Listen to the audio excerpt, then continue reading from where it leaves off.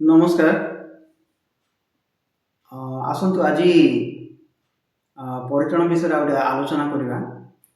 ଯଦିଓ ଆଜି ପୃଥିବୀ ପୃଷ୍ଠର ଅନେକ ଲୋକ ଖ୍ରୀଷ୍ଟିଆନ ହେଉଛନ୍ତି ଆଉ ଯୀଶୁଙ୍କୁ ବିଶ୍ୱାସ କରୁଛନ୍ତି, କିନ୍ତୁ ସେମାନଙ୍କ ଭିତରେ ଅଧିକାଂଶ ଲୋକ ପରିତ୍ରାଣ ପାଇନାହାନ୍ତି, ଏହା ସତ୍ୟ। ତେବେ ଯଦିଓ ସେମାନେ ଯୀଶୁଙ୍କ ରାସ୍ତାରେ ଅଛୁ ବୋଲିକି ଦାବି କରୁଛନ୍ତି, କିନ୍ତୁ ପରିତ୍ରାଣ କାହିଁକି ପାଇନାହାନ୍ତି? ତାର ଗୋଟେ ମାତ୍ର କାରଣ ବାଇବେଲ ଭିତରେ ପରିତ୍ରାଣ ସ୍ପଷ୍ଟ ଆଉ ସରଳ। ପରମେଶ୍ୱର ପୁରା ପରିତ୍ରାଣକୁ ଅନୁଗ୍ରହରେ ଦାନ କରିଅଛନ୍ତି, କିନ୍ତୁ ଲୋକମାନେ ଯେହେତୁ ଶୈତାନ ଦ୍ୱାରା ପରିଚାଳିତ ଆଉ ସେମାନେ ଯେଉଁ ରାସ୍ତାରେ ଅଛନ୍ତି ତାହା ହିଁ ଠିକ୍ ବୋଲି ସେମାନେ ଧରି ନେଇଛନ୍ତି, ସେଥିପାଇଁ ସେମାନେ କେବେ ହେଲେ ଈଶ୍ୱରଙ୍କ ରାସ୍ତାକୁ ଆସିପାରୁନାହାନ୍ତି। ଆସନ୍ତୁ ବାଇବେଲର ଗୋଟେ ବାକ୍ୟ ପାଠ କରି ଆମେ ଏକ୍ଜାକ୍ଟ ଲୋକଙ୍କର ହୃଦୟ ବିଷୟରେ ଆମେ ଆଜି ଦେଖିବା। ବାଇବେଲରେ କେଉଁମାନେ କେଉଁ ହୃଦୟ ନେଇକି ସେମାନେ ପରିତ୍ରାଣ ପାଇଛନ୍ତି ତାହା ବି ଆଲୋଚନା କରିବା, ଆଉ ଯେପରି ଅନେକ ଲୋକ ପରିତ୍ରାଣ ବିଷୟରେ ବୁଝିପାରିବେ। ତ ଆସନ୍ତୁ ଗୋଟେ ବାକ୍ୟ ପଢ଼ିବା। ପ୍ରଥମ କରନ୍ତି 6:11 ମୁଁ ପଢ଼ୁଛି। ଆଉ ତୁମ୍ଭମାନଙ୍କ ମଧ୍ୟରୁ କେହି କେହି ଏହି ପ୍ରକାର ଥିଲ, କିନ୍ତୁ ପ୍ରଭୁ ଯୀଶୁଖ୍ରୀଷ୍ଟଙ୍କ ନାମରେ ଓ ଆମମାନଙ୍କ ଈଶ୍ୱରଙ୍କ ଆତ୍ମାଙ୍କ ଦ୍ୱାରା ତୁମ୍ଭେମାନେ ଧୌତ ହୋଇଅଛ, ପବିତ୍ରୀକୃତ ହୋଇଅଛ ଓ ଧାର୍ମିକ ବୋଲି ଗଣିତ ହୋଇଅଛ। ଅନେକ ଲୋକ କାହିଁକି ପରିତ୍ରାଣ ପାଇପାରୁନାହାନ୍ତି? କାରଣ ସେମାନେ ଈଶ୍ୱରଙ୍କ ହୃଦୟକୁ କେବେ ହେଲେ ଜାଣିନାହାନ୍ତି। ଆମେ ଯଦି ବାଇବେଲ ଭିତରେ ଦେଖିବା, ପ୍ରଥମେ ଆମେ ହେବଲ କଇନ ବିଷୟରେ ଆଲୋଚନା କରିବା। କଇନ ହେବଳ କାହିଁକି ପରିତ୍ରାଣ ପାଇଲେ? ସେ ଧାର୍ମିକ କେମିତି ହେଲେ? ହେବଳର ବିଷୟରେ କୌଣସି ବିଷୟ ଲେଖାଯାଏ ନାହିଁ। ସେ ଜଣେ ମେଷପାଳକ ଥିଲେ ବୋଲି ଲେଖାଯାଇଛି। ସିଏ କ'ଣ ପାପ କରୁଥିଲେ କି ଧାର୍ମିକ କର୍ମ କରୁଥିଲେ, ତାଙ୍କ କର୍ମ ବିଷୟରେ କିଛି ହେଲେ ବାଇବେଲରେ ମେନସନ୍ କରାଯାଏ ନାହିଁ। କିନ୍ତୁ ବିପରୀତ ଭାବରେ ହେବଳ ଧାର୍ମିକ ଥିଲେ ବୋଲି ଲେଖା ଅଛି। ତେବେ ତାହା କି ପ୍ରକାର ସମ୍ଭବ ହେଲା? ଆସନ୍ତୁ ଦେଖିବା, ଆମେ ଆଦିପୁସ୍ତକ 4 ପର୍ବକୁ ଯିବା। ହେବଳଙ୍କ ବିଷୟରେ ଗୋଟେ ଅଂଶ ପାଠ କରିବା। ମୁଁ 2 ପଦ ପଢ଼ୁଛି, 4:2 ଆଦିପୁସ୍ତକ। ଏଥିଉତ୍ତାରେ ସେ ହେବଳ ଅର୍ଥାତ୍ ଅସ୍ଥାୟୀ ନାମକ ତାହାର ସହୋଦରକୁ ପ୍ରସବ କଲେ। ହେବଳ ମେଷପାଳକ, କଇନ କୃଷକ ଥିଲେ। ହେବଳର ଅର୍ଥ ହେଉଛି ଅସ୍ଥାୟୀ। ହେବଳର ନାମର ଅର୍ଥ ହେଉଛି ଅସ୍ଥାୟୀ। ତ କଇନ ଷ୍ଟ୍ରଙ୍ଗ ଥିଲେ, ସେ ବଳବାନ ଥିଲେ, ସେ କୃଷକ ହେଲେ, କିନ୍ତୁ ହେବଳ ତାଙ୍କ ନାମର ଅର୍ଥ ହେଉଛି ଅସ୍ଥାୟୀ। ତ ହେବଳ କେମିତି ସେ ଧାର୍ମିକ ହେଇପାରିଲେ? କାରଣ ସେ ଈଶ୍ୱରଙ୍କ ରାସ୍ତାକୁ ପାଇଗଲେ। ବିଶ୍ୱାସ ଶ୍ରବଣରୁ ଜାତ। ନିଶ୍ଚିତ ଭାବେ ଆଦମ ହବା କଇନ ହେବଳଠାରେ ସୁସମାଚାର ପ୍ରଚାର କରିଥିବେ। ଆଉ ପରମେଶ୍ୱରଙ୍କ ରାସ୍ତା ହେଉଛି ଏଇଆ, ଏଇ ରାସ୍ତାରେ ଗଲେ ପରମେଶ୍ୱର ଗ୍ରହଣ କରିବେ। ଯେହେତୁ କଇନ ବଳବାନ ଥିଲେ, ସେଥିପାଇଁ ଏ ରାସ୍ତା ତାକୁ ମୂର୍ଖାମି ଦେଖାଗଲା। ନିଶ୍ଚିତ ଭାବେ ସେ ସୁସମାଚାରକୁ ପ୍ରତ୍ୟାଖ୍ୟାନ କରିଥିଲେ। ଆଉ ନିଜର ପରିଶ୍ରମ, ନିଜର ଯୋଜନା, ନିଜର ସଂକଳ୍ପ, ନିଜର ବିଚାରଧାରାକୁ ସେ ପ୍ରାଧାନ୍ୟ ଦେଲେ, କିନ୍ତୁ ସୁସମାଚାରକୁ କେବେ ହେଲେ ପ୍ରାଧାନ୍ୟ ଦେଲେ। କାହିଁକି ମୁଁ ଏ କଥା କହୁଛି? କାରଣ ବାଇବେଲର ଆଦି ପୁସ୍ତକରୁ ଶେଷ ପର୍ଯ୍ୟନ୍ତ ଆମେ ଯଦି ଦେଖିବା, ମନୁଷ୍ୟ ଧାର୍ମିକ ହେବାର ଗୋଟେ ମାତ୍ର ପ୍ରଣାଳୀ ରହିଛି। ତାହା କ'ଣ? ଅନୁଗ୍ରହରେ। ଏଇଟା ରୋମିଓ 4:3-24 ପଦରେ ଲେଖା ହେଇଛି। ପୁଣି ସେମାନେ ବିନା ମୂଲ୍ୟରେ ତାହାଙ୍କ ଅନୁଗ୍ରହରେ ଖ୍ରୀଷ୍ଟ ଯୀଶୁଙ୍କଠାରେ ଯେଉଁ ମୁକ୍ତି ଅଛି ତଦ୍ୱାରା ଧାର୍ମିକ ଗଣିତ ହୁଅନ୍ତି। ତେବେ ଏହି ସୁସମାଚାର ଯେତେବେଳେ କଇନ ପାଖରେ ପହଞ୍ଚିଥିବ, କଇନ ନିଜର ଚିନ୍ତା ଦ୍ୱାରା ଯେତେବେଳେ ଦେଖିଲା, ସେ ଦେଖିଲା ଏଇଟା ଗୋଟେ ବୋକାମି କଥା, ମୂର୍ଖାମି କଥା।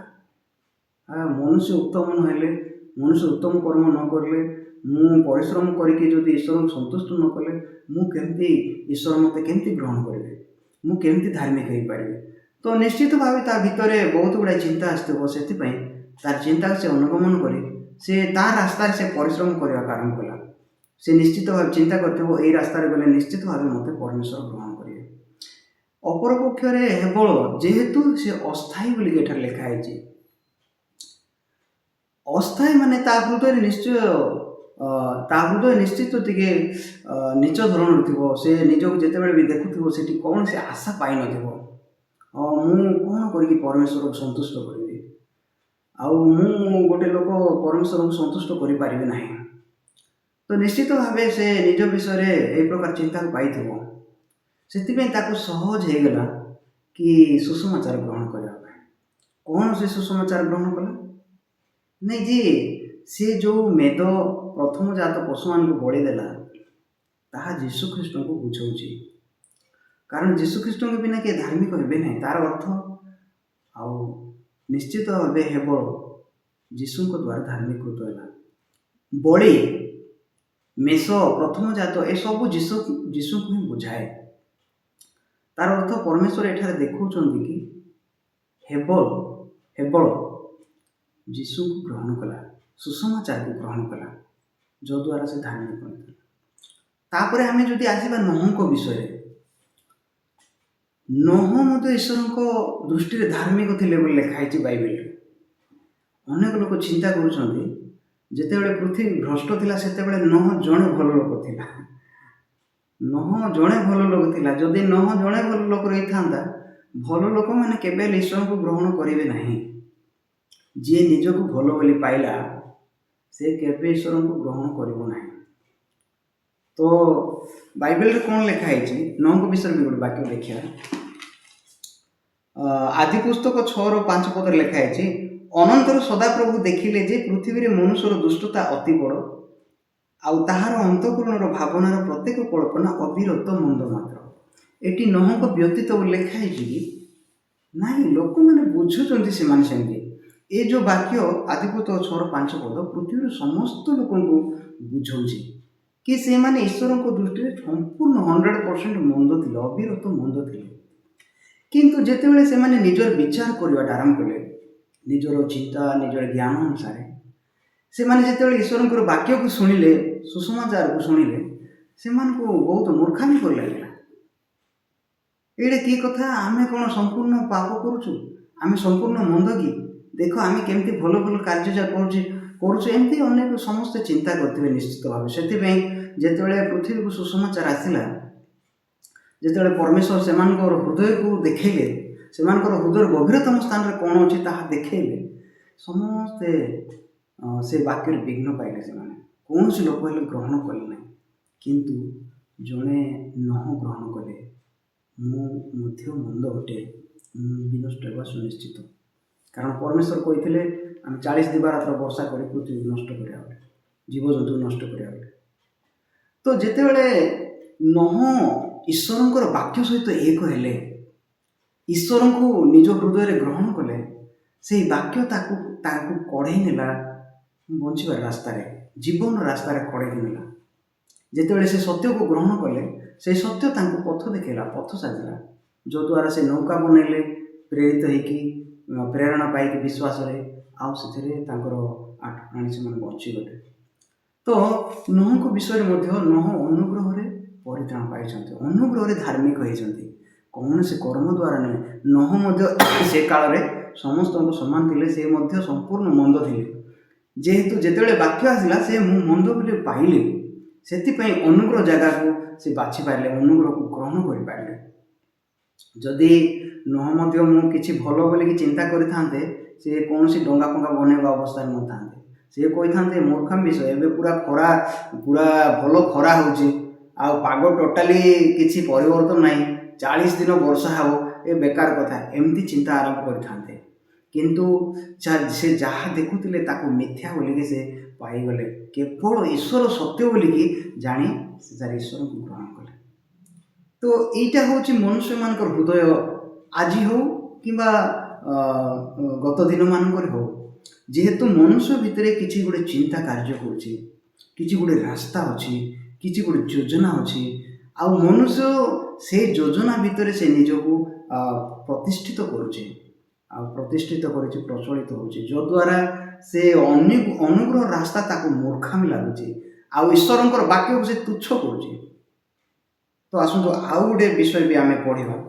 ନୂତନ ନିୟମ ମାଥ୍ୟୁ 18 ପର୍ବକୁ ଯିବା। ସେଠାରେ ପରଗ୍ରାହୀ ଆଉ ଫାରୁସି ଆଉ ପରଗ୍ରାହୀ ବିଷୟରେ ଲେଖା ହେଉଛି।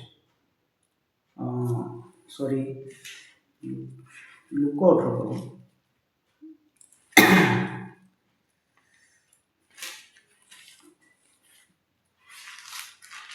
ଲୁକ 18 ପଦ ଖୋଲନ୍ତୁ। ଆମେ ଗୋଟିଏ ଦୁଇଟି ଅଂଶ ପାଠ କରିକି ସେମାନଙ୍କର ହୃଦୟ ବିଷୟରେ ଆମେ ଶିଖିବା। ବାଇବଲରେ କ'ଣ ଲେଖା? ଲୁକ 18:9 ପଦ ମୁଁ ପଢ଼ୁଛି। ଆପଣାକୁ ଧାର୍ମିକ ଜ୍ଞାନ କରି ଅନ୍ୟ ସମସ୍ତଙ୍କୁ ତୁଚ୍ଛ ଜ୍ଞାନ କରୁଥିବା କେତେକ ଆତ୍ମନିର୍ଭରଶୀଳ ଲୋକଙ୍କୁ ସେ ଏହି ଦୃଷ୍ଟାନ୍ତ ମଧ୍ୟ କହିଲେ। 2 ଜଣ ଲୋକ ପ୍ରାର୍ଥନା କରିବା ନିମନ୍ତେ ମନ୍ଦିରକୁ ଗଲେ, ଜଣେ ଫାରୁସି ଓ ଅନ୍ୟ ଜଣେ କରଗ୍ରାହୀ। ଫାରୁସି ଦଣ୍ଡାୟମାନ ହୋଇ ଆପଣା ନିକଟରେ ଏହି ପ୍ରକାର ପ୍ରାର୍ଥନା କରିବାକୁ ଲାଗିଲା, ହେ ଈଶ୍ୱର, ମୁଁ ତୁମକୁ ଧନ୍ୟବାଦ ଦେଉଅଛି ଯେ ମୁଁ ଅନ୍ୟ ସମସ୍ତଙ୍କ ପରି ଅତ୍ୟାଚାରୀ, ଅଧାର୍ମିକ, ବ୍ୟଭିଚାରୀ କିମ୍ବା ଏହି କରଗ୍ରାହୀ ପରି ସୁଦ୍ଧା ନୁହେଁ। ମୁଁ ସପ୍ତାହରେ 2 ଥର ଉପବାସ କରିଥାଏ ଓ ମୋର ସମସ୍ତ ଆୟର ଦଶମାଂଶ ଦାନ କରିଥାଏ। କିନ୍ତୁ କରଗ୍ରାହୀ ଦୂରରେ ଠିଆ ହୋଇ ସ୍ୱର୍ଗ ଆଡ଼େ ଉର୍ଦ୍ଧ୍ୱଦୃଷ୍ଟି କରିବାକୁ ସୁଦ୍ଧା ସାହସ କଲା ନାହିଁ, କିନ୍ତୁ ଆପଣା ଛାତିରେ ମାରି ହୋଇ କହିବାକୁ ଲାଗିଲା, ହେ ଈଶ୍ୱର, ମୁଁ ପାପୀ, ମୋତେ ଦୟା କର। ମୁଁ ତୁମମାନଙ୍କୁ ସତ କହୁଅଛି, ସେ ଲୋକ ନୁହେଁ ବରଂ ଏହି ଲୋକ ଧାର୍ମିକ ଗଣିତ ହୋଇ ଆପଣା ଗୃହକୁ ଚାଲିଗଲା। କାରଣ ଯେ କେହି ଆପଣାକୁ ଉନ୍ନତ ବୋଲି ଦେଖାଏ ତାହାକୁ ନତ କରାଯିବ, କିନ୍ତୁ ଯେ ଆପଣାକୁ ନତ କରେ ତାହାକୁ ଉନ୍ନତ କରାଯିବ। ଏଠି ଯେ ସ୍ପଷ୍ଟ ଭାବେ 2ଟା ହୃଦୟ ବିଷୟରେ ପରମେଶ୍ୱର ଆମକୁ ଦେଖାଉଛନ୍ତି। ଗୋଟେ ହୃଦୟ ଧାର୍ମିକ ଗଣିତ ହେଉଛି, ପରିତ୍ରାଣ ପାଉଛି ଆଉ ସେ ଶାନ୍ତିରେ ଘରକୁ ଚାଲି ଯାଉଛି। ବିପରୀତ ଭାବରେ ଆଉ ଗୋଟେ ହୃଦୟ ଅଛି, ଯଦିଓ ବି ସେ ଈଶ୍ୱରଙ୍କ ନିକଟକୁ ଆସିଲା କିନ୍ତୁ ସେ କେବେ ହେଲେ ଈଶ୍ୱରଙ୍କ ଧାର୍ମିକତା ବା ପରିତ୍ରାଣ ଗ୍ରହଣ କଲା ନାହିଁ। କାହିଁକି? ଯଦି ବି ଗୋଟିଏ ଜାଗାରେ ସେମାନେ ପ୍ରାର୍ଥନା କରୁଛନ୍ତି, ଗୋଟେ ପରିବେଶରେ ରହିଛନ୍ତି, କିନ୍ତୁ ଜଣେ ପରିତ୍ରାଣ ପାଉଛି ଆଉ ଗୋଟେ ଲୋକ ନାହିଁ। ପ୍ରଥମରୁ ଲେଖା ହେଇଛି, ଆପଣାକୁ ଧାର୍ମିକ ଜ୍ଞାନ କରି ଅନ୍ୟ ସମସ୍ତଙ୍କୁ ତୁଚ୍ଛ ଜ୍ଞାନ କରୁଥିବା କେତେକ ଆତ୍ମନିର୍ଭରଶୀଳ ମାନେ ନିଜ ଉପରେ ସେଲ୍ଫ ଡିପେଣ୍ଡେଣ୍ଟ, ନିଜ ଉପରେ ନିର୍ଭର କରୁଥିବା ଲୋକ ଆତ୍ମନିର୍ଭରଶୀଳ। ତ ଆତ୍ମନିର୍ଭରଶୀଳ ଲୋକମାନେ କାହା ଉପରେ ନିର୍ଭର କରନ୍ତି?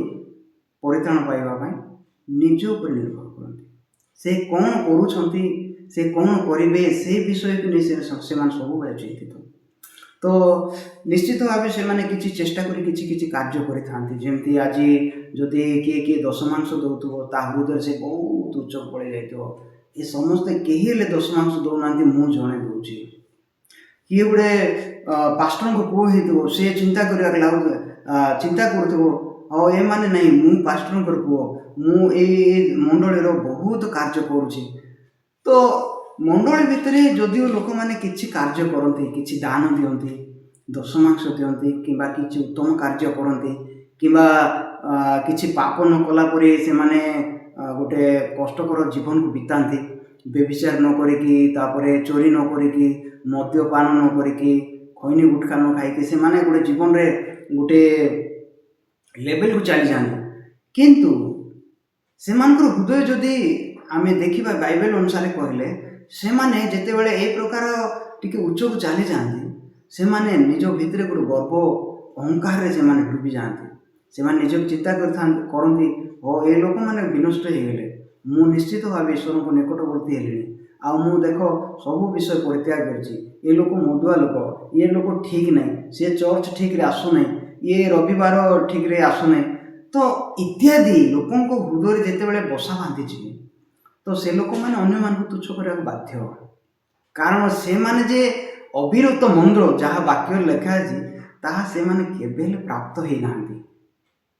ଯଦି ପ୍ରାପ୍ତ ହେଇଥାନ୍ତେ ସେମାନେ ଗୋଟେ ନମ୍ର ସ୍ଥାନରେ ଚାଲିଥାନ୍ତେ, କିନ୍ତୁ ଯେହେତୁ ସେମାନେ ନିଜର କର୍ମ ଉପରେ ଡିପେଣ୍ଡ କଲେ, ନିଜର କର୍ମକୁ ଦେଖିଲେ, ସେଥିପାଇଁ ସେମାନେ କ'ଣ କରୁଛନ୍ତି କି ପ୍ରକୃତରେ ଉଚ୍ଚରେ ପରମେଶ୍ୱରଙ୍କର ଅନୁଗ୍ରହ ଠାରୁ ଉଚ୍ଚରେ ପରିଚାଳିତ ହେଉଛନ୍ତି।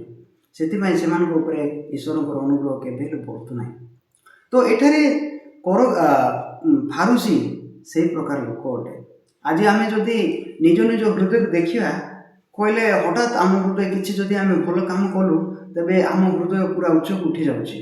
ଆମେ ସେଠାରେ ବାକ୍ୟକୁ ଆଗରେ ଯଦି ନ ରଖିବା ଆଉ ବାକ୍ୟକୁ ଯଦି ଗ୍ରହଣ ନ କରିବା, ତେବେ ନିଶ୍ଚିତ ଭାବେ ଆମେ ବହୁତ ଭଲ ବୋଲି ଆମେ ନିଜକୁ ଧରି ନେବା। ଆଉ ଏଇ ଭଲ କାମ ଯୋଗୁଁ ମୁଁ ବିଶ୍ୱାସୀ, ଏଇ ଭଲ କାମ ଯୋଗୁଁ ମୁଁ ସ୍ୱର୍ଗ ଯିବି, ଏଇ ଭଲ କାମ ଯୋଗୁଁ ମୁଁ ପ୍ରଶଂସା ପାଇବି, ଏଇ ଭଲ କାମ ଯୋଗୁଁ ମୋତେ ପରମେଶ୍ୱର ସବୁ ବିଷୟ ଦେଉଛନ୍ତି।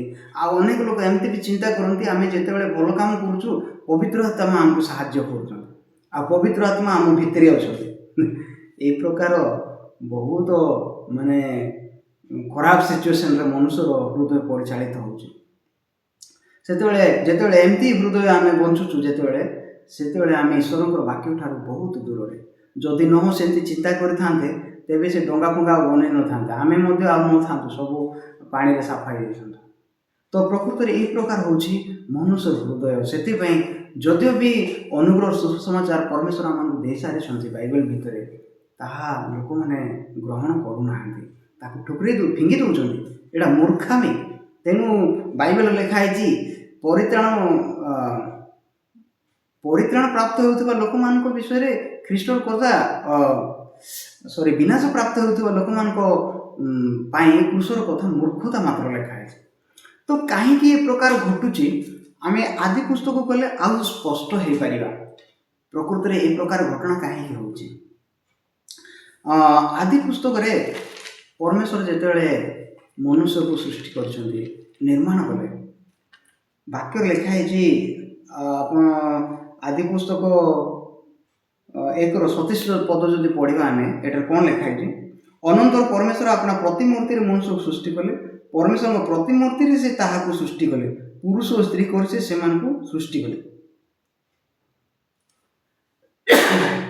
ମନୁଷ୍ୟକୁ ଆମେ ଯଦି ବାକ୍ୟ ଭିତରେ ଦେଖିବା, ମନୁଷ୍ୟକୁ ପରମେଶ୍ୱର ଆପଣା ସାଦୃଶ୍ୟରେ ନିର୍ମାଣ କରିଛନ୍ତି, ଆପଣା ପ୍ରତିମୂର୍ତ୍ତିରେ ସେ ସୃଷ୍ଟି କରିଛନ୍ତି। ଈଶ୍ୱରଙ୍କ ହୃଦୟରେ ମନୁଷ୍ୟ ହେଉଛି ଈଶ୍ୱରଙ୍କର ପ୍ରତିଛବି, ପ୍ରତିମୂର୍ତ୍ତି।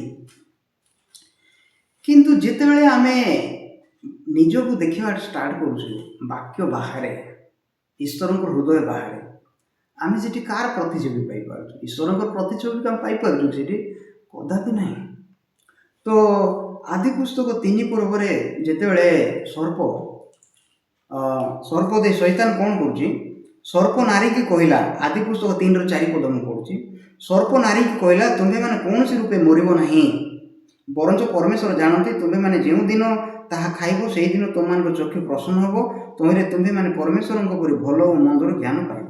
ଏଥିରେ ନାରୀ ସେହି ବୃକ୍ଷକୁ ସୁଖାଦ୍ୟର ଉତ୍ପାଦକ ଓ ନୟନର ଲୋଭଜନକ ଜ୍ଞାନ ଦେବା ନିମିତ୍ତ ବାଞ୍ଛନୀୟ ଦେଖି ତହିଁର ଫଳ ତୋଳି ଖାଇଲେ, ପୁଣି ଆପଣା ସମସ୍ତ ସ୍ୱାମୀକୁ ଦିଅନ୍ତେ, ସେ ମଧ୍ୟ ଖାଇଲେ। ଏଠି ଆମେ ଯଦି ଦେଖିବା, ଫଳ ଖାଇବା ପଛରେ ହାତ କାହାର ଅଛି? କିଏ ସେଠି କାର୍ଯ୍ୟ କରୁଛି?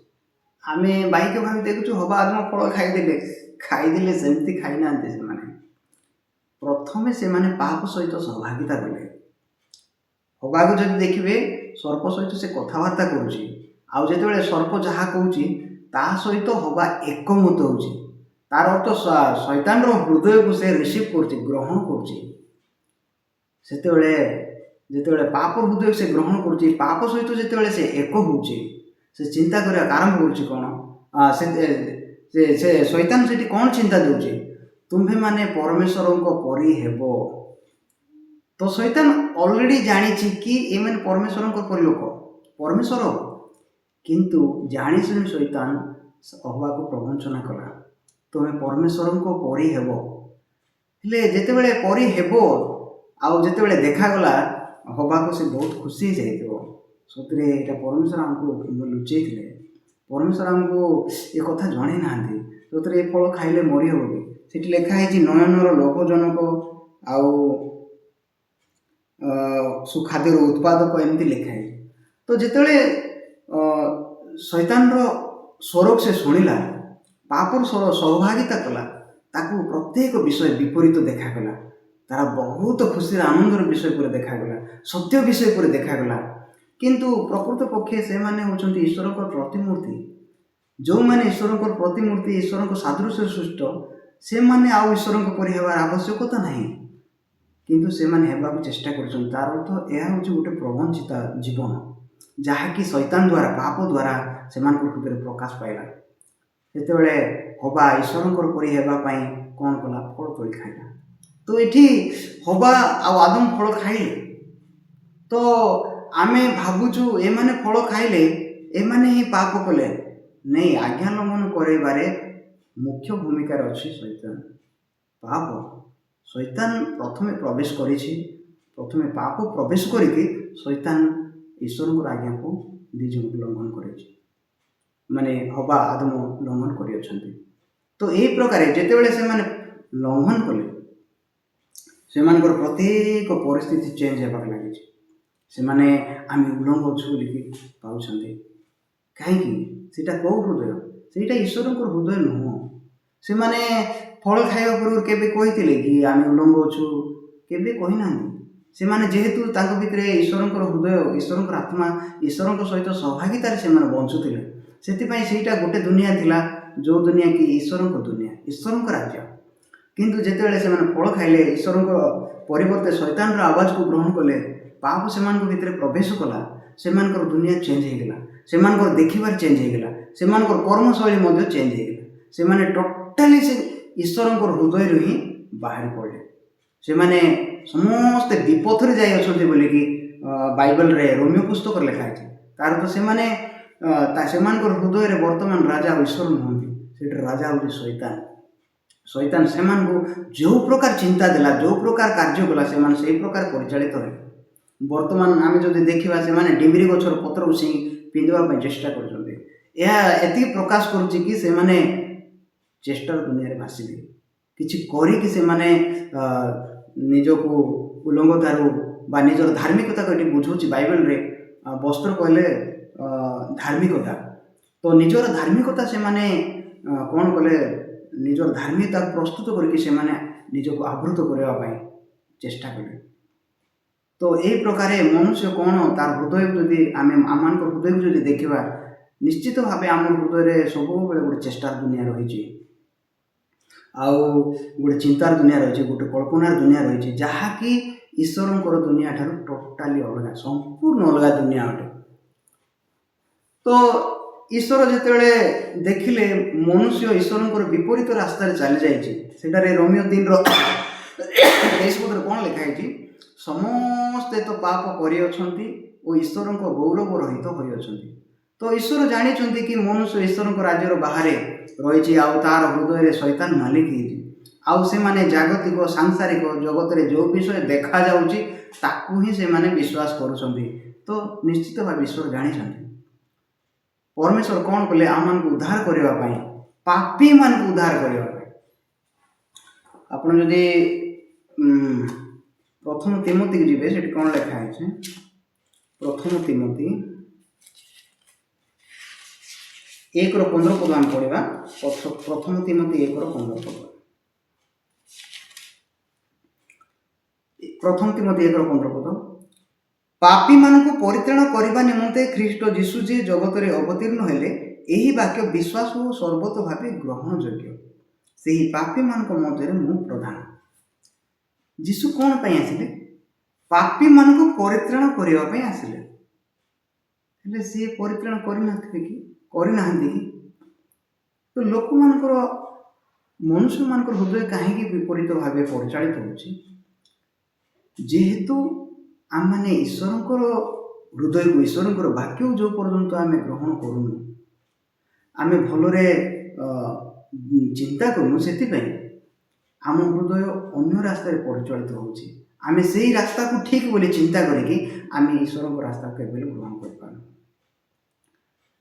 ତ ଯେତେବେଳେ ଈଶ୍ୱର ଆମମାନଙ୍କୁ ପରିତ୍ରାଣ କରିବା ପାଇଁ, ଆମମାନଙ୍କୁ ଧାର୍ମିକ କରିବା ପାଇଁ, ଆମମାନଙ୍କୁ ସିଦ୍ଧ କରିବା ପାଇଁ ଯୀଶୁଙ୍କୁ ପଠାଇଲେ। କାହିଁକି ଯୀଶୁଙ୍କୁ ପଠାଇଲେ? ମନୁଷ୍ୟକୁ ତ ଦଶ ଆଜ୍ଞା ଦିଆଯାଇଥିଲା ବ୍ୟବସ୍ଥାରେ ଏମିତି କେଉଁ ଆଜ୍ଞା ନାହିଁ ଯେ ଯୀଶୁ ଆସିକି ଆଉ ଜ୍ଞାନ ଦେଲେ। ବ୍ୟବସ୍ଥାରେ ସବୁ, ସେଠାରେ 613ଟା ନିୟମ ଅଛି ବୋଲିକି ମୁଁ ଶୁଣୁଥିଲି। କୌଣସି ଲୋକ, ବଡ଼ ବାଇବଲ ପଢ଼ୁଥିବା ଲୋକମାନେ ଆବିଷ୍କାର କରିଛନ୍ତି କି ବ୍ୟବସ୍ଥାରେ 613ଟା ନିୟମ ଅଛି। ତାର ତ ଆମେ କେତେଟା ନିୟମ ଜାଣିଥିବା? ହାର୍ଡଲି ଗୋଟେ 50-100ଟା ନିୟମ ଜାଣିଥିବା, କିନ୍ତୁ 613ଟା ନିୟମ ଅଛି।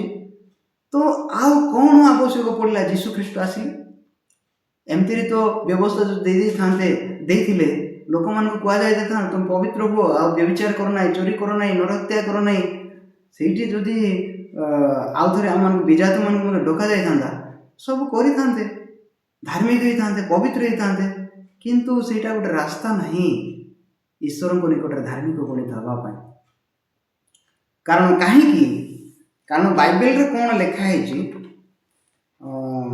ଜିରିମିୟ ପୁସ୍ତକରେ ଏମିତି ଲେଖା ଅଛି। ଜିରିମିୟ ପୁସ୍ତକରେ ଜିରିମିୟ 31-34 ପଦ ଆମେ ପଢ଼ିବା। କ'ଣ ଲେଖା ଅଛି?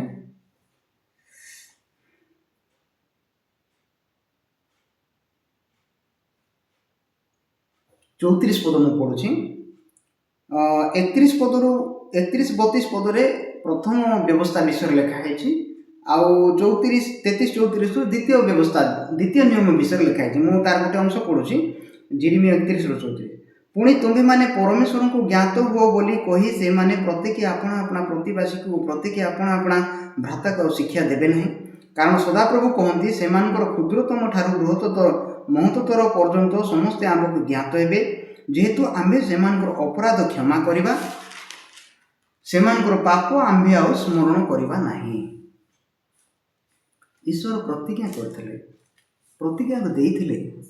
ପ୍ରଥମ ଆଜ୍ଞା ସିଦ୍ଧ ଆଜ୍ଞା ନୁହଁ, କି ସେଇଟା ଚିରସ୍ଥାୟୀ ଆଜ୍ଞା ନୁହଁ। ପରମେଶ୍ୱର ପ୍ରତିଜ୍ଞା ଦେଇଥିଲେ ଯେ ପ୍ରଥମ ଆଜ୍ଞା ପରେ ଆମେ ଦ୍ୱିତୀୟ ଆଜ୍ଞାକୁ ଦେବା ବୋଲି, ଦ୍ୱିତୀୟ ନିୟମକୁ ଦେବା ବୋଲିକି ବାଇବେଲ କହୁଛି। ଦ୍ୱିତୀୟ ନିୟମରେ କ'ଣ ଲେଖା ହେଇଛି? ଆମ୍ଭେ ସେମାନଙ୍କର ଅପରାଧ ସବୁ କ୍ଷମା କରିବା ଓ ସେମାନଙ୍କର ପାପ ଆମ୍ଭେ ଆଉ ସ୍ମରଣ କରିବା ନାହିଁ। ତ ସମସ୍ତ ଅପରାଧ କେମିତି ଦ୍ୱିତୀୟ ନିୟମରେ କ୍ଷମା ହେଲା? କାରଣ ରକ୍ତପାତ ବିନା ପାପ ମୋଚନ ହୁଏ ନାହିଁ। ଏବ୍ରୀ 9:23 ପଦରେ ଲେଖା ହେଇଛି। ସେଥିପାଇଁ ପବିତ୍ର ରକ୍ତର ଆବଶ୍ୟକତା ଥିଲା। ସେଥିପାଇଁ ଗୋଟେ ଶରୀରକୁ ପରମେଶ୍ୱର ବନେଇଲେ। ସେ ଶରୀର ହେଉଛି ଯୀଶୁଖ୍ରୀଷ୍ଟ। ତେଣୁ ଯୀଶୁଖ୍ରୀଷ୍ଟ ଜନ୍ମ ହେବା ପୂର୍ବରୁ କ'ଣ ଭବିଷ୍ୟବାଣୀ ହେଇଥିଲା? ତୁମ୍ଭେ ତାହାଙ୍କର ନାମ ଯୀଶୁ ଦେବ, କାରଣ ସେ ଆପଣା ଲୋକମାନଙ୍କର ସମସ୍ତ ପାପରୁ ପରିତ୍ରାଣ କରିବେ। ତ ଯୀଶୁଖ୍ରୀଷ୍ଟ ଗୋଟେ ଶରୀର, ଯେଉଁ ଶରୀରର ରକ୍ତ ଦ୍ୱାରା ସାରା ଜଗତର ଲୋକର ପାପ ପରିତ୍ରାଣ କରାଯିବ, କ୍ଷମା କରାଯିବ। ତ ସେଥିପାଇଁ ଈଶ୍ୱର କ'ଣ କଲେ? ଯୀଶୁଖ୍ରୀଷ୍ଟଙ୍କୁ ପ୍ରେରଣ କଲେ ମାନବ ଶରୀରରେ, ମନୁଷ୍ୟ ଶରୀରରେ। ଆଉ ଯୀଶୁ କୃଷାର୍ପିତ ହେଇକି ନିଜ ରକ୍ତକୁ ଝରେଇକି ଆମମାନଙ୍କର ସମସ୍ତ ପାପକୁ କ୍ଷମା କରିଦେଇଛନ୍ତି। ତ ଆମର ପାପକୁ କ୍ଷମା ହେଇଛି ବୋଲି ଆମେ କେମିତି ଜାଣିବା? ଆମେ ଯଦି ଏବେ ନିଜର ପରିସ୍ଥିତିକୁ ଦେଖିବା, କେତେ ଲୋକ କ'ଣ ଚିନ୍ତା କରୁଛନ୍ତି? ଯେହେତୁ ସେମାନେ କାନ୍ଦି କାନ୍ଦି ପ୍ରାର୍ଥନା କରୁଛନ୍ତି, ଲୁହ ବୋଳଉଛନ୍ତି, ଆଉ ଇମୋସନାଲ ପ୍ରଚାର କରୁଛନ୍ତି, ଇମୋସନାଲି ଭାବେ ପ୍ରାର୍ଥନା କରୁଛନ୍ତି, ସେଥିପାଇଁ ସେମାନଙ୍କର ପାପ କ୍ଷମା ହେଇଥାଇପାରେ। ଏମିତି ମୁଁ ମଧ୍ୟ ଦିନେ ଚିନ୍ତା କରୁଥିଲି, ଯେତେବେଳେ ମୁଁ ପ୍ରାର୍ଥନା କରୁଥିଲି, ଯେତେବେଳେ ମୋତେ ପବିତ୍ର ଆତ୍ମା ଲାଗିଲା ପରେ ବ୍ୟାକୁଳତା ଆସୁଥିଲା, ମୁଁ ଚିନ୍ତା କରୁଥିଲି ଆଜି ମୋର ପାପ କ୍ଷମା ହେଇଗଲା ପରେ। ଏମିତି ଲୋକ ଅନେକ ପ୍ରବଞ୍ଚିତ ହେଇସାରିଛନ୍ତି, ପ୍ରବଞ୍ଚନାର ଜୀବନ ବିତାଉଛନ୍ତି, ଧୋକା ଜୀବନ, ଶୈତାନ ସେମାନଙ୍କୁ ଧୋକା ଦେଉଛି। ତ ଆମର ପାପ କ୍ଷମା ହେଇଛି ବୋଲି କେମିତି ଆମେ ଜାଣିପାରିବା? କେତେ ଲୋକ ଭାବୁଛନ୍ତି ଯେହେତୁ ଆମେ ପ୍ରତ୍ୟେକ ଦିନ ପାପ ସ୍ୱୀକାର କରୁଛୁ, ସେଥିପାଇଁ ଆମର ପାପ କ୍ଷମା ହେଇଥାଇପାରେ। ଆପଣଙ୍କର ପାପ ଯଦି କ୍ଷମା ହେଇଛି, ଆପଣ କାହିଁକି ବ୍ୟାକୁଳ ହେଉଛନ୍ତି? ପ୍ରତିଦିନ କ୍ଷମା ହେଇଛି ବୋଲି ଶାନ୍ତି ରହିବା କଥା, ବିଶ୍ରାମ ପାଇବା କଥା। କାରଣ ଯୀଶୁ ପ୍ରତିଜ୍ଞା ଦେଇଛନ୍ତି, ହେ ପରିଶ୍ରାନ୍ତ ଭାରଗ୍ରସ୍ତ ଲୋକ ସମସ୍ତେ ମୋ ନିକଟକୁ ଆସ, ମୁଁ ତୁମମାନଙ୍କୁ ବିଶ୍ରାମ ଦେବି। ଲୋକମାନଙ୍କ ହୃଦୟରେ ବିଶ୍ରାମ ନାହିଁ। କାହିଁକି? କାରଣ ଏ ଯେଉଁ କର୍ମ ଗୁଡ଼ାକ ଲୋକମାନେ କରୁଛନ୍ତି, ମୁଁ ବି ଦିନେ ସେଇଠି ଥିଲି, ସେଥିପାଇଁ ମୁଁ ଭଲ ଭାବରେ ଜାଣିସାରିଛି। ସେଇଟା ହିଁ ମୋ ପରିତ୍ରାଣ କାର୍ଯ୍ୟ ବୋଲିକି ସେମାନେ ଚିନ୍ତା କରିକି ସେତିକିରେ ହିଁ ଅଟକି ଯାଇଛନ୍ତି। ସେଥିପାଇଁ ଲୋକମାନେ 15 ବର୍ଷ, 20 ବର୍ଷ, 30 ବର୍ଷ, 40 ବର୍ଷ ଖ୍ରୀଷ୍ଟିଆନ ହେଲା ପରେ ମଧ୍ୟ ପରିତ୍ରାଣ ପାଉନାହାନ୍ତି। ସେମାନେ ପାପୀ ଭାବେ ହିଁ ବଞ୍ଚିକି ପାପୀ ଭାବେ ହିଁ ମୃତ୍ୟୁ ଭୋଗ କରୁଛନ୍ତି।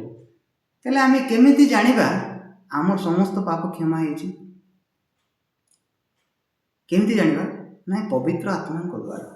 ପବିତ୍ର ଆତ୍ମା କ'ଣ? ପବିତ୍ର ଆତ୍ମା ଆମ ହୃଦୟରେ ପ୍ରବେଶ କରି କହିବେ କି ଆମକୁ ତୋର ପାପ ଆଜି କ୍ଷମା ହେଲା? ନାଇଁ, ବାଇବେଲରେ ଲେଖା ହେଇଛି, ଯୀଶୁ କହୁଛନ୍ତି ଯୋହନ 6:63, ମୁଁ ତୁମ୍ଭମାନଙ୍କୁ ଯେଉଁ ବାକ୍ୟ ସବୁ କହିଅଛି ସେସବୁ ଆତ୍ମା ଓ ଜୀବନ ଅଟେ। ତାର ଅର୍ଥ, ପବିତ୍ର ଆତ୍ମା ପ୍ରେରିତ ମାନଙ୍କ ଠାରେ ଯେଉଁ ବାକ୍ୟ ଯାକ କହିଲେ, ଯୀଶୁ କହିଲେ, ସେହି ବାକ୍ୟ ହିଁ ପବିତ୍ର ଆତ୍ମା ଅଟେ। ସେହି ବାକ୍ୟ ଦ୍ୱାରା ହିଁ ଆମେ ଜାଣିପାରିବା ମୋର ପାପ କ୍ଷମା ହେଇଛି କି ନାହିଁ। କାରଣ କୃଷରେ ଯାହା ଘଟିଲା ସେଇଟା ମୁଁ ଜାଣିନି କି ଆପଣ ଜାଣିନାହାନ୍ତି କି ସାରା ଜଗତ କେହି ମଧ୍ୟ ଜାଣିନାହାନ୍ତି, ଇଭେନ୍ ତାଙ୍କର ଶିଷ୍ୟମାନେ ବି ଜାଣିନଥିଲେ। କିନ୍ତୁ ପବିତ୍ର ଆତ୍ମା ସେମାନଙ୍କଠାରେ ପ୍ରକାଶ କଲେ ଯେ ଯୀଶୁ ଜଗତର ସମସ୍ତ ଲୋକଙ୍କ ପାଇଁ ରକ୍ତ ଝରେଇଛନ୍ତି, ସମସ୍ତ ଲୋକଙ୍କର ପାପ କ୍ଷମା ହେଉଛି, ସମସ୍ତଙ୍କର ଦଣ୍ଡ ଯୀଶୁଙ୍କ ଉପରକୁ ଚାଲିଯାଇଛି। ଏଇ ଦେଖ ଈଶ୍ୱରଙ୍କ ମେଷ ଶାବକ ଯେ ଜଗତର ପାପ ବହି ନେଇ ଯାଆନ୍ତି। ତ ପବିତ୍ର ଆତ୍ମା ଯୀଶୁଙ୍କର ସମ୍ପର୍କରେ, ଯୀଶୁଙ୍କ ବିଷୟରେ ଗୋଟି ଗୋଟି ବିଷୟ ଯାହା ଘଟିଛି ଈଶ୍ୱରଙ୍କ ଦ୍ୱାରା ତାହା ପ୍ରେରିତମାନଙ୍କୁ ଦେଲେ, ଆଉ ପ୍ରେରିତମାନେ ବାକ୍ୟରେ ଲେଖୁଛନ୍ତି।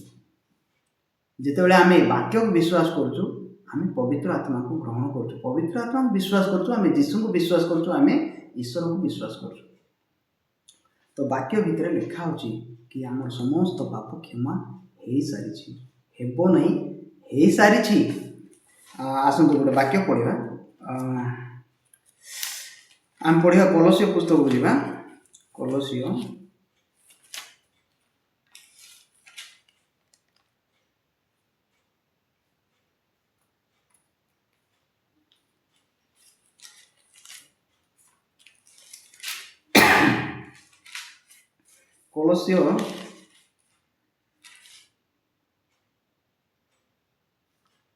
କଲୋସିୟ 2:13 ପଦ ଆମେ ପଢ଼ିବା। କଲୋସିୟ 2:13 ଅପରାଧରେ ଓ ଶାରୀରିକ ଅସମ୍ମତ ଅବସ୍ଥାରେ ମୃତ ଯେ ତୁମ୍ଭେମାନେ, ତୁମମାନଙ୍କୁ ମଧ୍ୟ ଈଶ୍ୱର ତାହାଙ୍କ ସହିତ ସଜୀବ କରିଅଛନ୍ତି, ସେ ତ ଆମ୍ଭମାନଙ୍କର ସମସ୍ତ ଅପରାଧ କ୍ଷମା କରିଛନ୍ତି। ଆମେ ଧାର୍ମିକ କ'ଣ ପାଇଁ କହିପାରିବା? ଆମେ ଭଲ କାର୍ଯ୍ୟ କରିବୁ, ଭଲ କାର୍ଯ୍ୟ କରୁଛୁ, ଭଲ କାର୍ଯ୍ୟ କରିଛୁ ଏଥିପାଇଁ କି? ନାହିଁ, ଯେହେତୁ ମୋ ଜାଗାରେ, ଆମ ଜାଗାରେ ଯୀଶୁ ଆସି ଠିଆ ହେଲେ, ସିଏ କାର୍ଯ୍ୟ କରୁଛନ୍ତି, ସିଏ କାର୍ଯ୍ୟ କରିଛନ୍ତି, ସିଏ ରକ୍ତ ଝରେଇଛନ୍ତି, ସିଏ କୁରୁଡ଼ା ପ୍ରହାର ସହିଛନ୍ତି, ସେଥିପାଇଁ ଆମେ କହିପାରିବା। କେବଳ ଯୀଶୁଙ୍କୁ ଦେଖିକି ଯେଉଁ ଲୋକମାନେ ଯୀଶୁଙ୍କୁ ପିଠି କରିକି ତାଙ୍କର କର୍ମ ଆଡ଼କୁ ମୁହଁ କରିଛନ୍ତି, ସେମାନେ ଜୀବନରେ କେବେ ଧାର୍ମିକ କହିପାରିବେ ନାହିଁ। କାରଣ ସେମାନେ ନିଜକୁ ହିଁ ଦେଖୁଛନ୍ତି, ଜଗତକୁ ହିଁ ଦେଖୁଛନ୍ତି, ନିଜର କର୍ମକୁ ହିଁ ଦେଖୁଛନ୍ତି। କିନ୍ତୁ ଯେଉଁ ଲୋକ ନିଜଠାରେ କିଛି ପାଇଲା ନାହିଁ, ଯେମିତି ହେବଲ, ଆଉ ଯେମିତି ନୋହ, ଆଉ ଯେମିତି କରଗ୍ରାହୀ, ସେହି ପ୍ରକାର ଲୋକମାନେ ଯୀଶୁଙ୍କ ଆଡ଼େ ମୁହଁ ହେବେ, ଆଉ ସେମାନେ କହିପାରିବେ ମୁଁ ଧାର୍ମିକ। କାରଣ ଯୀଶୁଙ୍କୁ ମୁଁ ବିଶ୍ୱାସ କରୁଛି, ମୁଁ ନିଜକୁ ବିଶ୍ୱାସ କରୁନି। ତ ଏଇ ହୃଦୟ ଯେତେବେଳେ ଆମେ ଯୀଶୁଙ୍କ ଠାରୁ ପାଇବା, କାରଣ ବାଇବେଲରେ କ'ଣ ଲେଖା ହେଇଛି, ସେ ତ ଆମମାନଙ୍କର ସମସ୍ତ ଅପରାଧ କ୍ଷମା କରୁଛନ୍ତି। ଜଣଙ୍କର ସମସ୍ତ ଅପରାଧ ଯଦି କ୍ଷମା ହେଇଛି ବୋଲି ପବିତ୍ର ଆତ୍ମା କହିଛନ୍ତି, ତେବେ କେତେଟା ଅପରାଧ କ୍ଷମା ହେଇଥିବ? ସମସ୍ତ ନା ଅଧା? ସମସ୍ତ ପାପ କ୍ଷମା ହେଇଛି। ସମସ୍ତ ପାପ କ୍ଷମା ହେଇଛି ବୋଲିକି ଆମେ ଗ୍ରହଣ କରିପାରୁଛୁ କି? କାହିଁ କରିପାରୁନି? ବାଇବେଲ ମିଥ୍ୟା କି? ବାଇବେଲ କେବେ ମିଥ୍ୟା ନୁହେଁ, ପବିତ୍ର ଆତ୍ମା ମିଥ୍ୟା ନୁହେଁ। ଯେହେତୁ ମନୁଷ୍ୟମାନେ ବାଇବେଲକୁ ଗ୍ରହଣ ନ କରିକି ନିଜର ଚିନ୍ତାରେ ଅନୁଗମନ କରୁଛନ୍ତି, ସେଥିପାଇଁ ଏ ବାକ୍ୟ ସେମାନଙ୍କ ଆଗରେ ମୂର୍ଖାମି ଲାଗେ। ତ ଆଜି ଯେଉଁ ବାକ୍ୟ ଆମେ ପଢ଼ିଲୁ, ସେ ବାକ୍ୟ ପଢ଼ିକି ଆମେ ଶେଷ କରିବା। ସେଟା କ'ଣ ଲେଖା ହେଇଛି? ପ୍ରଥମ କରନ୍ତି 6:11 ପଦରେ, ପ୍ରଥମ କରନ୍ତି 6:11 ପଦରେ ଏମିତି ଲେଖା ହେଇଛି, ଆଉ ତୁମ୍ଭମାନଙ୍କ ମଧ୍ୟରୁ କେହି କେହି ଏହି ପ୍ରକାର ଥିଲ। କ'ଣ ଥିଲ? ଚୋର, ଚୋରି କରିଛ, ବ୍ୟଭିଚାର କରିଛ, ନରହତ୍ୟା କରିଛ, ସବୁ କରିସାରିଛ। କିନ୍ତୁ ଏଠାରେ ଲେଖା ହେଇଛି, ତୁମମାନଙ୍କ ମଧ୍ୟରୁ କେହି କେହି ଏହି ପ୍ରକାର ଥିଲ, କିନ୍ତୁ ପ୍ରଭୁ ଯୀଶୁ ଖ୍ରୀଷ୍ଟଙ୍କ ନାମରେ ଆଉ ଆମ୍ଭମାନଙ୍କ ଈଶ୍ୱରଙ୍କ ଆତ୍ମାଙ୍କ ଦ୍ୱାରା ତୁମ୍ଭେମାନେ ଧୌତ ହେଇଛ। ଯୀଶୁଙ୍କ ନାମରେ, ଆତ୍ମାଙ୍କ ଦ୍ୱାରା, ବାକ୍ୟ ଦ୍ୱାରା, ବାକ୍ୟ ଭିତରେ କ'ଣ ହେଇଛ? ତୁମମାନେ ଧୌତ ହେଇଛ। ଆମେ ଯଦି ବାକ୍ୟରେ ଖୋଜିବା, ବାଇବେଲରେ ଖୋଜିବା, ଆମେ ସମ୍ପୂର୍ଣ୍ଣ ଆମର ପାପରୁ ଧୁଆ ଯାଇଛୁ। କାରଣ ଯୀଶୁଙ୍କ ଏମିତି ରକ୍ତ, ଯେଉଁ ରକ୍ତ କି ଗୋଟେ ପାପ ମଧ୍ୟ କେବେ ହେଲେ ଛାଡ଼ି ନାହିଁ, ସେଇଟା ବହୁତ ଶକ୍ତିଶାଳୀ ରକ୍ତ, ଅତି ପବିତ୍ର ରକ୍ତ। ସେଥିପାଇଁ ସେଇ ପବିତ୍ର ରକ୍ତ ଦ୍ୱାରା ଆମର ସମସ୍ତ ପାପ ଧୋଇ ସାରିଛି, ତାହା ବାଇବେଲରେ ଲେଖା ଅଛି। ତାପରେ ଲେଖା ହେଇଛି, ଈଶ୍ୱରଙ୍କ ଆତ୍ମା ଦ୍ୱାରା ଧୌତ ହୋଇଅଛ, ପବିତ୍ରୀକୃତ ହେଇଛ, ପବିତ୍ର ଆଉ କରାଯାଇଅଛ। କୃତ ହେବା ମାନେ ଆମେ ନିଜ ଦ୍ୱାରା ନାହିଁ, ଯୀଶୁଙ୍କ ଦ୍ୱାରା ପବିତ୍ର କରାଯାଇଅଛୁ ଓ ଧାର୍ମିକ ବୋଲି ଗଣିତ ହୋଇଅଛୁ। ଆମକୁ ଈଶ୍ୱର ଧାର୍ମିକ ବୋଲି ମଧ୍ୟ ଗଣନା କରିଛନ୍ତି।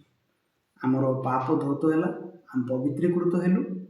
ପାପ ଧୌତ ହେଲା ମାନେ ସମସ୍ତ ପାପ କ୍ଷମା କରାଗଲା। ପବିତ୍ରୀକୃତ ହେଲୁ ମାନେ ଅପବିତ୍ରତା ନଷ୍ଟ କରାଗଲା କୃଷରେ, ଆଉ ଆମମାନେ ଧାର୍ମିକ ଗଣିତ ହେଲୁ ମାନେ ଆମର ପାପ ଠାରୁ ଆମର ପାପମୟ ଜୀବନରୁ ଆମେ ବାହାରି ପଡ଼ିଛୁ। ତ ପ୍ରକୃତରେ ଈଶ୍ୱର ବାକ୍ୟ ଭିତରେ ଆମମାନଙ୍କୁ ଧାର୍ମିକ ବର୍ଣ୍ଣନା କରିସାରିଛନ୍ତି। ଆପଣ ଯଦି ଈଶ୍ୱରଙ୍କ ହୃଦୟକୁ ଗ୍ରହଣ କରିବେ, ଆଜି କୁହନ୍ତୁ ମୁଁ ଧାର୍ମିକ। ଆମେ ଧନ୍ୟବାଦ।